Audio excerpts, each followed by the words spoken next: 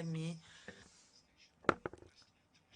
La 78e session de l'Assemblée générale de l'ONU, présidée cette année par Denis Francis, représentant permanent de la Trinité et Tobago auprès des Nations Unies, s'est voulu un cadre direct et collectif d'expression pour les chefs d'État et de gouvernement.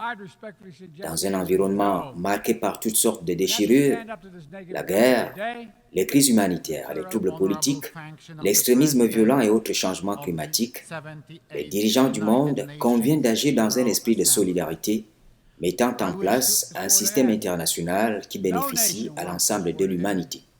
Nous n'avons pas l'intention de bafouer les droits d'autrui, mais nous ne laisserons personne bafouer les nôtres. Nous continuerons de défendre le peuple palestinien dans son combat pour que les droits légitimes des Palestiniens soient reconnus en vertu du droit international. Mais j'aimerais répéter encore une fois, sans un État indépendant fondé sur les frontières de 1967, il sera difficile pour Israël d'aboutir à la paix et à la sécurité à laquelle ce pays aspire dans cette région du monde. Plus que jamais auparavant, nous attendons de l'Union européenne qu'elle respecte ses obligations, ignorées depuis longtemps, obligations qu'elle a prises envers mon pays. L'Union africaine incarne aujourd'hui une organisation capable de prendre son avenir en main. C'est le moment de prendre en compte nos droits, de nous donner notre place, mais aussi et surtout le moment d'arrêter de nous faire de la leçon, de nous prendre de haut, d'arrêter de nous traiter comme des enfants. Rassurez-vous, nous sommes suffisamment grands pour savoir ce qui est bien et ce qui est bon pour nous. Nous sommes suffisamment matures pour définir nos priorités, pour concevoir notre modèle qui corresponde à notre identité, à la réalité de nos populations, à ce que nous sommes tout simplement. La diplomatie des bateaux armés et les tactiques armées sont reléguées au passé. Ce n'est pas les moyens de dirigeants visionnaires. Il est temps maintenant de concrétiser, d'appliquer la Charte des Nations Unies, charte de paix entre nous. Donc, Monsieur Erdogan, œuvrons. Je suis attaché à négocier un règlement qui sauvegarde les libertés fondamentales, les droits humains, les intérêts de tous les chypriotes, chypriotes grecs, chypriotes turcs, maronites, arméniens, latins, tous sur un pied d'égalité. Dans cet élan, l'Union africaine assume ses choix, notamment les sanctions contre ceux qui prennent le pouvoir par la force. L'organisation panafricaine exige le retour à l'ordre constitutionnel dans les pays concernés, le respect de l'état de droit et une meilleure intégration du continent dans un espace communautaire bien encadré. Je rappelle solennellement qu'il ne peut y avoir de vie politique digne de ce nom sans le respect des échéances électorales et des mécanismes institutionnels légitimes qui fondent la vie démocratique de nos pays. Les chocs économiques subis par nos pays, en particulier l'inflation et les crises logistiques et alimentaires, ont gravement affecté nos potentiels de croissance, la vie quotidienne de nos populations et la stabilité de nos États. C'est dans ce sens qu'il a été mis en œuvre depuis 2021 la zone de libre-échange continentale africaine, le grand marché commun continental, dans l'espoir de redynamiser la croissance et le PIB de l'Afrique.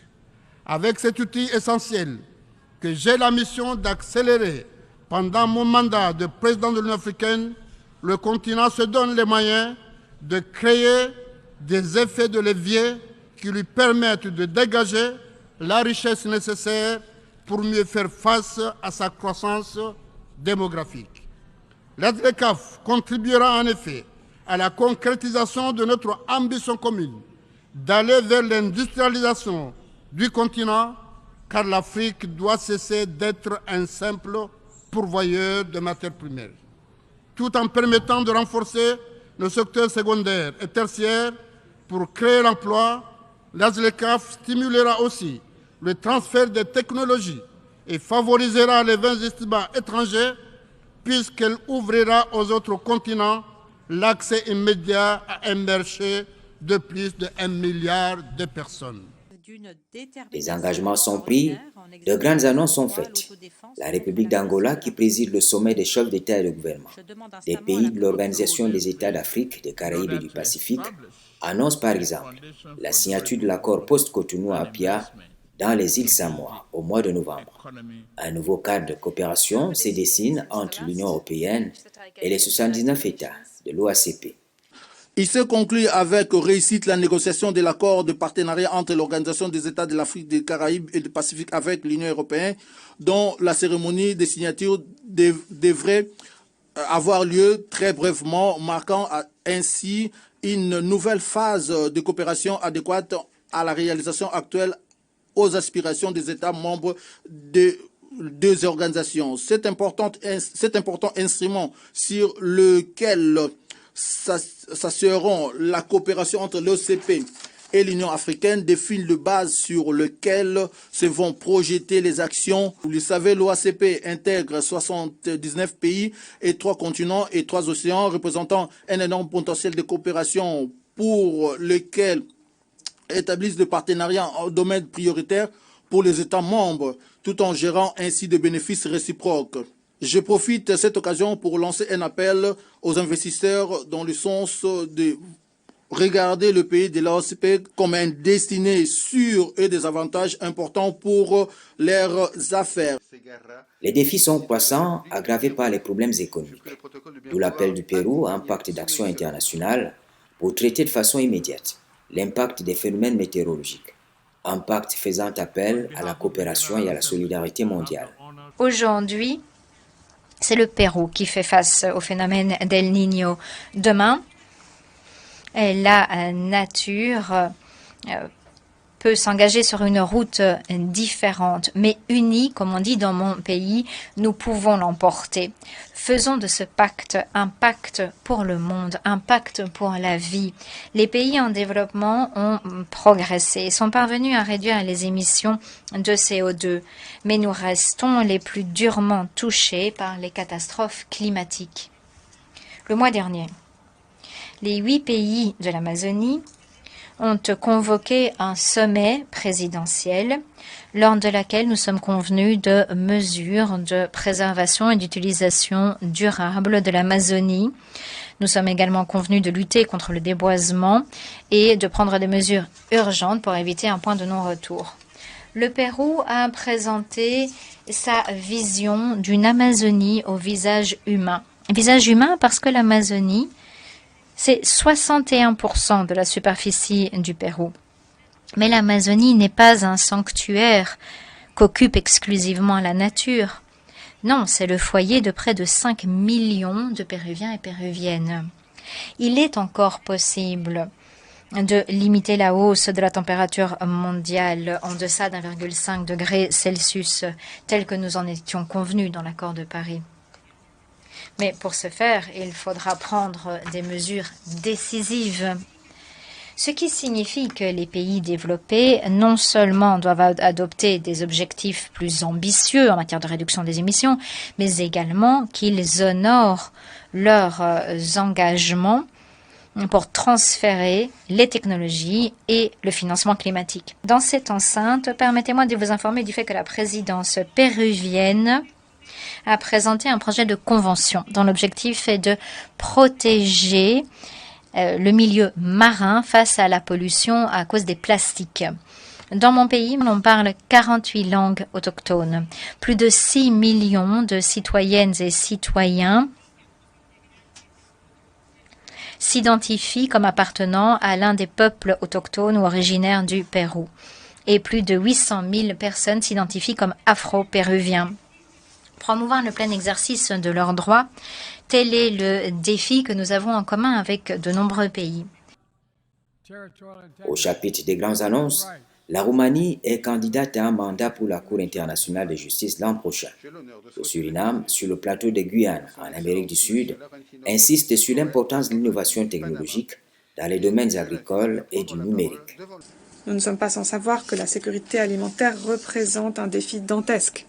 Il y a quelques jours seulement à Cuba, j'ai souligné l'importance des sciences, de la technologie et de l'innovation pour faire augmenter la production de denrées alimentaires et rendre le secteur agricole plus productif.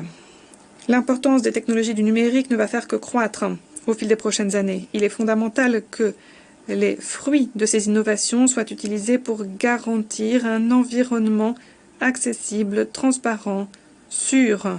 Pour y parvenir de façon cohérente, mon pays s'est récemment doté d'une stratégie nationale du numérique 2023-2030. La Roumanie prône une plus grande acceptation par les États de la compétence de la Cour internationale de justice et nous comptons sur votre soutien pour notre candidature solide pour la Cour du monde. Chers collègues, le sommet de l'an prochain, le sommet de l'avenir, représente une excellence extraordinaire pour trouver des solutions mondiales conjointes. Le pacte pour l'avenir doit fournir aux Nations Unies les moyens pour parvenir à des résultats pour nous et pour les générations à venir. Nous devons être aux côtés de notre peuple, et cela pour l'avenir que nous voulons. L'Algérie, qui regorge de jeunes et de capacités jeunes, et en effet les jeunes représentent plus de 70% de la population nationale. L'Algérie a adopté des mesures afin de fournir les cadres institutionnels et les moyens nécessaires pour renforcer les capacités des jeunes et intégrer les jeunes en tant que force motrice dans les processus de développement durable et sur le plan politique, économique et culturel. La réforme de la finance mondiale, l'urgence climatique, les conflits et l'anarchie dans le cyberespace sont autant de problèmes qui définissent notre époque. L'ONU propose de les adresser dans une dynamique plus forte.